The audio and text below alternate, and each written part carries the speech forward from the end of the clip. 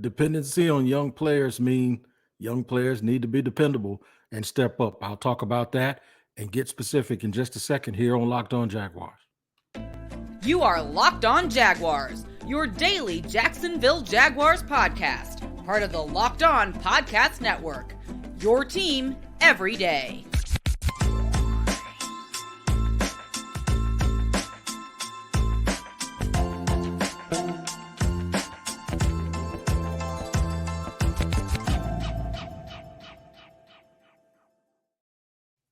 Thank you for joining me, Tony Wiggins, your host of the Locked On Jaguars podcast, your daily Jacksonville Jaguars podcast, and we appreciate you making us your first listen because it's your team every day. Also, a reminder that you can subscribe for free on our YouTube page at Locked On Jaguars. Make sure you hit that like button, and listen wherever you get your podcast on an audio, and make sure that you check us out every single day wherever you get your podcast. What's going on? There's been so much talk about the Jaguars' direction, their lack of activity in free agency, and how much they're going to depend on the development of young players in order to lift the franchise. Now, are we over the fact that I'm over the fact that the team did not decide to retain Jawan Taylor?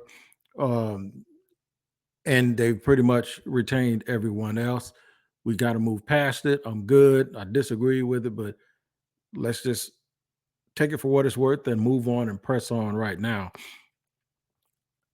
I'm not totally against the way the Jaguars are moving. In fact, a lot of the things that the Jaguars are saying now through Doug Peterson and through general manager Trent Baalke are things that I've always said and I've always agreed with about building through the draft. I think the team that did this the best throughout history, there are three teams that I think of that come to mind. It was the Steel Curtain. I'm sorry, I'm dating myself here, but the Steel Curtain of the 70s with the Pittsburgh Steelers, the San Francisco 49ers under Bill Walsh did a very good job at that. And then the Dallas Cowboys in the 90s under Jimmy Johnson. There have been other teams along the way. Of course, you can talk about the Patriots. But I think those teams, they really, really did a good job of building through the draft where when they won multiple Super Bowls, they were a bunch of people that were on the stage are people that they picked themselves. They did a real good job of developing guys and understanding who fit their system. A lot of times those guys, especially the ones in Dallas, they left and went other places. And they did not have the same success following them because one of the reasons is they probably didn't have the same plan and they weren't being used the same way. So the plan is very important. I saw a tweet yesterday by a good friend of mine that says, if you got a quarterback, you got a coach, you got a front office, you're pretty much on your way. And I agree with that because the front office and the coach, they're going to set the course for the football team. And it all centers around having that franchise quarterback that you can count on at the most important position. And that's where the Jaguars are. So I don't knock it, and I'm all in on it. And it's my job here to sort of navigate you through and explain exactly what that really means and why it means some important things. If the Jaguars get to the point in the future, like we think they were there now with having to choose who to franchise tag, whether it's Evan Ingram or Jawan Taylor. I personally don't think they would have franchised Jawan Taylor anyway, because if they were, they would have done it and would have just taken their chances or just go ahead and give Evan Ingram a real good deal and be done with it. Sometimes you have to ask yourself, is it worth negotiating? But in my opinion, they just knew the market was going to be too much and they were going to just let him go and they were going to move forward. And having Walker Little makes that possible. Now they hope to replenish their offensive line and probably are not out on drafting an offensive lineman if the right person of value falls to them. However, I think that will be determined by basically how high these guys are on their board when it's time for them to pick at 24. So we're going to get into the names of the players that have to step up. Initially, you think, okay, it's just Trevor Lawrence. Well, Doug says that Trevor is going to take another step, and he is. As brilliant as he was down the stretch last year, That's his starting point now. Okay. He's not coming off of a bad rookie year anymore. He doesn't need to be shown how to just relax. And he had some growing pains last year in throwing some picks and when games got down and causing some turnovers early in some games that they lost. But by the end of the year, whatever mistake he made in games, he was more than capable of bringing this team back. So there's nothing more important than the experience that he got in doing that. I think Trayvon Walker, now that he understands and sees exactly, what makes the machine go, and what that is getting people off the field on third down. If I know him like I think I know him, and I, we ain't friends, but I've talked to him more on multiple occasions, and talked to people that know what makes him tick. I think Trayvon Walker is going to do everything he can to be at least an 8.5 sack guy his second year and be someone who causes a lot of pressure. So those two guys, it's obvious because the quarterback, and then by Doug Peterson saying it's the pass rush, those two guys, it's obvious that they are going to need elevation and be raised up. Now, the people I want to talk to are what are sometimes affectionately known as the others. Now, these aren't your serious role players. These are also guys that the Jaguars really, really need, that play premium positions that or have been used. Premium draft picks have been used on them, that have to really, really step up. In the third segment, we're gonna really, really answer this question, or we're gonna throw the question out there: is how much more improvement does Travis Etienne need? Because there's something happening in playoffs that we never got an answer about. So I'll figure that out. I'll try to figure out how to bring all of that out here today. But we're going to focus on Devin Lloyd, Luke Fortner. Those are two guys that have to, even though Luke Fortner did okay last year, hopefully we'll see that he's gotten stronger. You don't get stronger during the season. You have to improve those things in the off season, and it usually takes multiple off seasons in order to. You got to think the guys you're going against, they're lifting weights too, but to add some functional strength just a little bit to his technical ability. And then Devin Lloyd, we're going to talk about Devin Lloyd. He can't. I'm going to give him a little bit of a mulligan in the second segment, and it's where you just can't have people looking at you side eye like, what are you doing? And I think too many times that happened last year. I'll tell you all about it here in just a second on Locked On Jaguars after I let you know about today's sponsor, and that is FanDuel. FanDuel, man, they are absolutely the truth, and I'm glad to have FanDuel as someone that I talk about here on the show because I've been using FanDuel for years now. The tournament is now heated up to the point where there's a Final Four, and there's no better place to get in on the action than FanDuel, which is America's #1 sports book. That's because right now FanDuel is giving new customers a no-sweat first bet up to $1,000. That's up to $1,000 back to you in bonus bets if your first bet doesn't win. Just go to FanDuel.com/lockedon and sign up today to claim your no-sweat first bet. Then you can wager on everything from money line to point spreads to which team will be cutting down the net, all on an app that's safe, secure, super easy to use. So don't miss your shot at a no-sweat first bet up to $1,000 when you join FanDuel today. Just go to FanDuel.com/lockedon to sign up. Make every moment more with FanDuel. We are glad to have you along again, as I said, here on Locked On Jaguars. We're your team every day, and we appreciate you making us your first listen. I am Tony Wiggins, the host of the Locked On Jaguars podcast. If you're new here, welcome to Duval. If you're looking on YouTube, you can see my background of the beautiful Jacksonville skyline. In fact, I live if you follow my finger, if you go that way about 100 feet, I live from that bridge. But in any event, y'all don't want to know where I live. I want to know where your faith in the players that the Jaguars have drafted recently, where does that faith reside? And the reason why that's so important is because it has been made known and it has now manifested itself that this team is going to depend a lot on young players, guys that have been drafted. They have to develop. So you send in a bunch of second and third year guys and a group of rookies, and you're telling them to stare down the gun barrel at Joe Burrow and Josh Allen and, of course, Patrick Mahomes. and you're telling them that they got to go out and take people's lunch money from them. A bunch of young guys are absolutely always ready to do that, by the way. They're always ready for a challenge. My first challenge goes out to Devin Lloyd. What's the deal?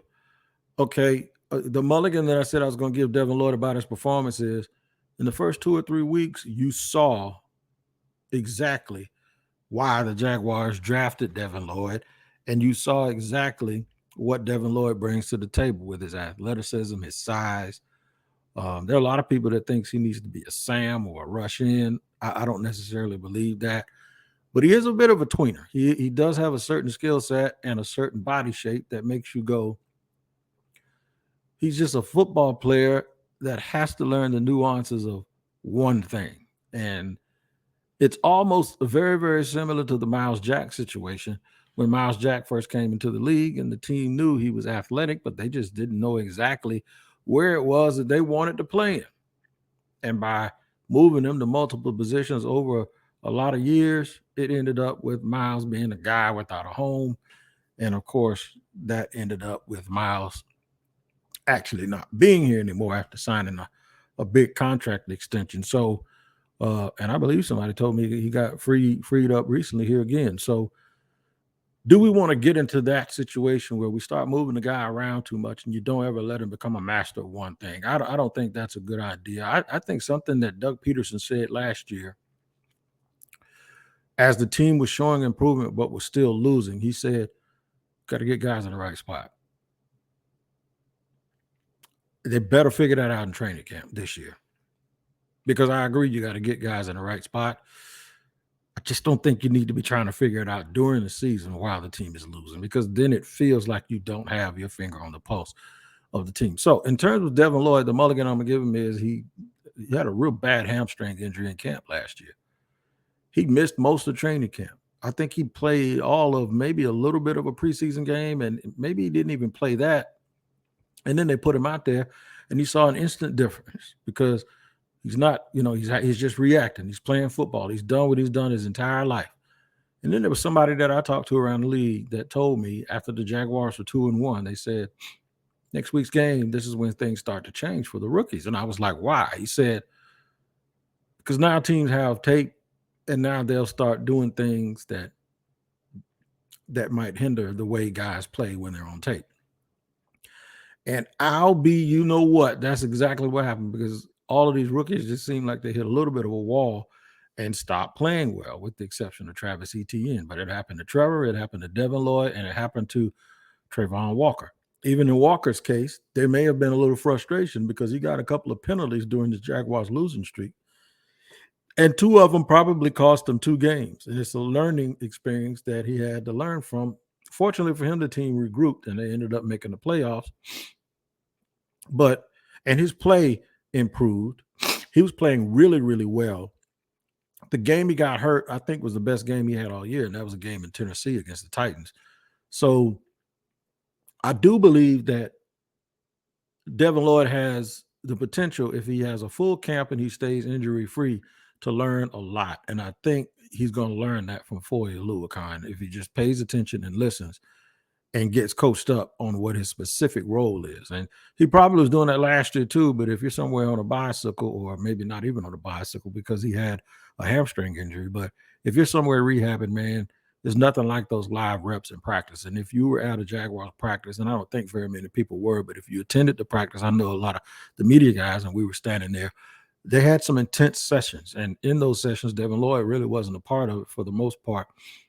With a full training camp, I have the confidence that he's going to play a little bit better for Jacksonville. In terms of Luke Fortner, I have told y'all, and it's not even a running joke anymore. It is the truth.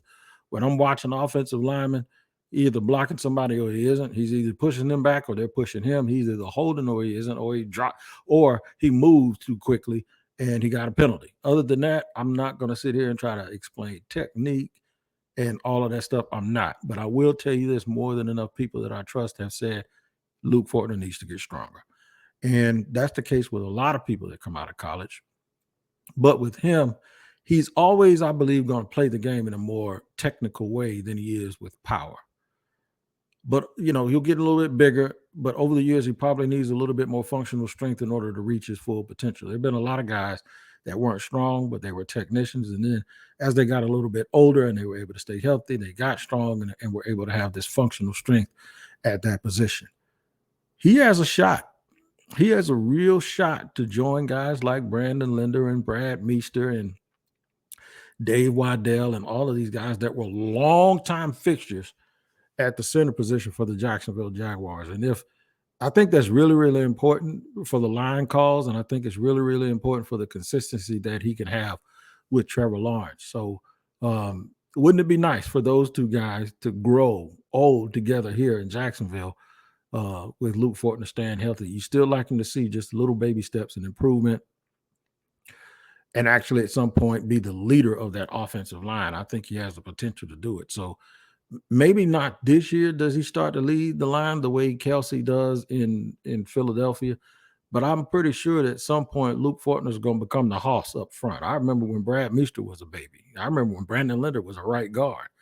And eventually at some point, they were able to take that next step and move forward and become a leader. So critical importance for those two guys to improve.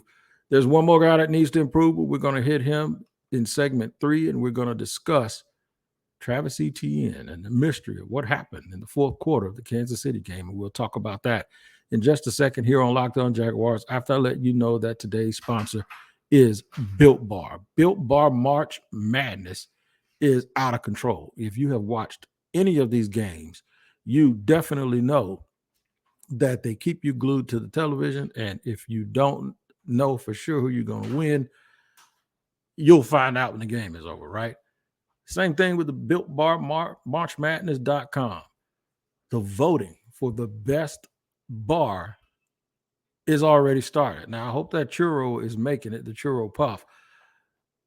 I don't think the salty caramel is still there, but the churro puff and the brownie puff, all of these things, they're there. Whatever your favorite Built Bar is, you can go to BuiltMarchMadness.com and vote. You can vote every single day. You don't have to vote one time.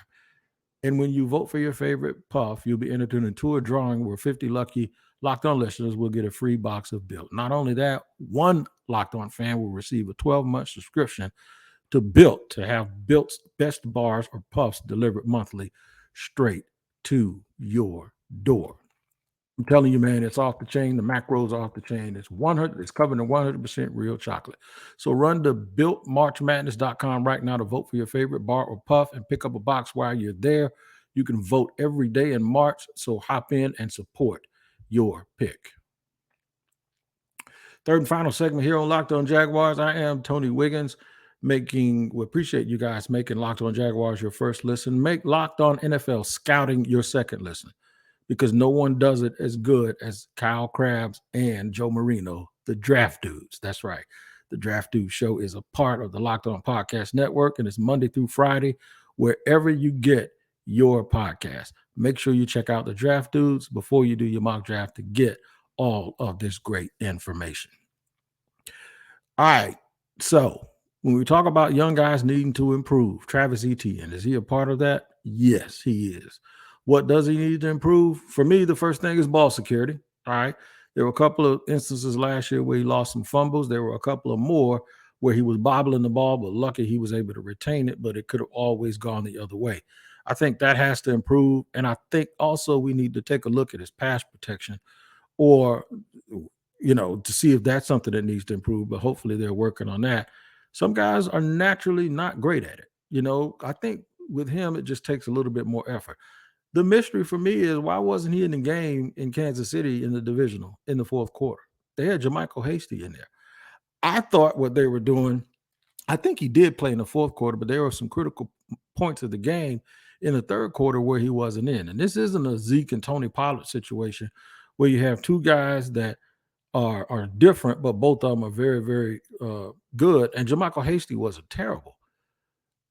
But this is Travis Etienne. This is the number one pick. And this is a game that if you don't win, you go home. Were they saving him for the fourth quarter? Did he have some problems? Was he a little bit banged up? Is he just not as good at pass protection as other guys? Why did they make the decision at that time to not have him into the game? That question needs to be answered. But more than anything, it just needs to be a situation where we want him to improve enough that in those critical times, we actually see him on the field. We don't need to see a backup. You need all of your Ferraris on the field.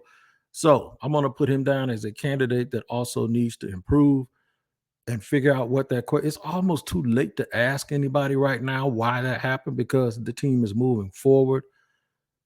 But it's going to be really, really critical when they start looking at these running backs and training camp starts, what the rotation is going to be, because they added to Ernest Johnson also, and then they may add someone else in the draft. What's the breakdown of the carries? You have a couple of guys making almost what I would consider a little bit above the minimum. Are those guys the kind of guys that are supposed to be splitting carries or splitting critical carries with a guy like Travis Etienne? I think not. So we'll have to wait and see what's up with that.